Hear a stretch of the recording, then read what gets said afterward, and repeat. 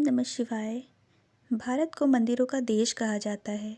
यहाँ पर कई प्राचीन और चमत्कारिक मंदिर हैं। इसमें बेहद रहस्यमयी है मध्य प्रदेश का 64 योगिनी मंदिर, जिसके बारे में आज हम आपको बताने वाले हैं। भारत में 64 योगिनी मंदिर हैं, लेकिन मध्य प्रदेश के मुरैना में स्थित 64 योगिनी मंदिर सबसे प्राचीन और रहस्यमयी है, जिस पे अभी भी लोग शोध करते हैं, लेकिन उन्हें पूरी तरह से कोई भी जानकारी नहीं मिल पाई है। लेकिन जो अभी भी उनके पास जानकारी है, उसके तथ्य पे हम आपको बता रहे हैं। ये 64 योगिनी मंदिर अभी भी ठीक ठाक हालत में है। बाकियों को तो मुगलों ने ध्वस्त कर दिया है। मुरैना में स्थित यह मंदिर तंत्र मंत्र ज्योतिष के लिए बहुत प्रसिद्ध था। दुनिया भर से लोग यहाँ आते थे। इस रहस्यमय मंदिर को तांत्रिक यूनिवर्सिटी भी लोग कहते थे। यहाँ पर दुनिया भर से लाखों तांत्रिक तंत्र मंत्र और ज्योतिष की विद्या सीखने के लिए आते थे। आइए जानते हैं इस मंदिर के बारे में। मध्य प्रदेश का प्राचीन 64 योगिनी मंदिर गोलाकार है और इसमें 64 कमरे हैं। इन सभी 64 कमरों में भव्य शिवलिंग स्थापित हैं।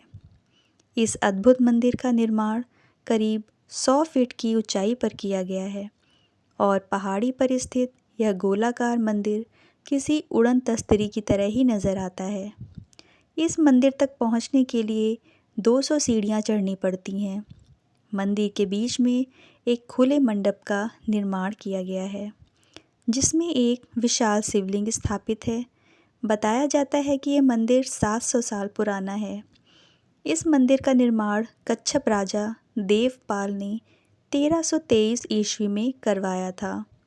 इस मंदिर में सूर्य के गोचर के आधार पर ज्योतिष और गणित की शिक्षा दी जाती थी, जिसका यह मुख्य केंद्र माना जाता था।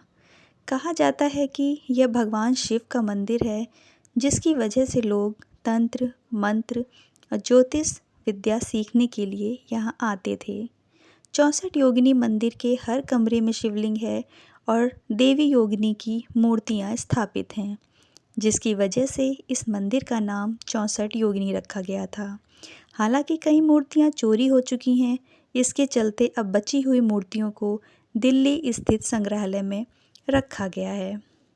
101 खम्भों वाले इस मंदिर को भारतीय पुरातत्व सर्वेक्षण ने प्राचीन ऐतिहासिक स्मारक घोषित किया हुआ है।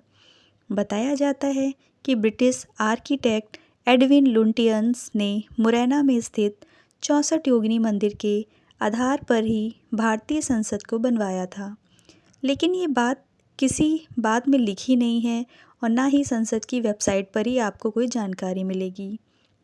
भारतीय संसद न सिर्फ इस मंदिर की तरह मिलता जुलता है, बल्कि इसके अंदर लगे खम्भे भी मंदिर के खम्भों की तरह ही दिखाई पड़ते हैं।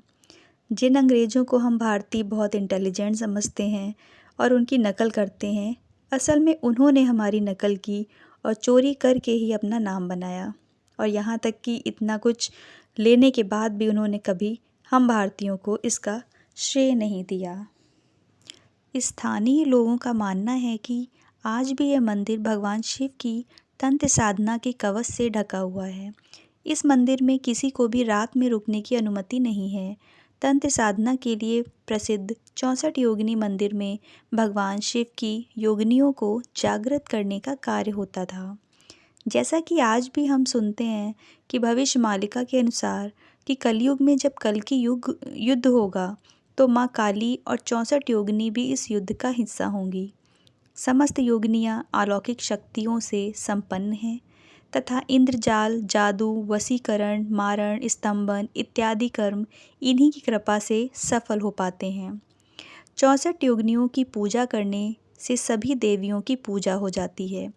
इन 64 देवियों में से 10 महाविद्याएं और सिद्ध विद्याओं की भी गणना की जाती है।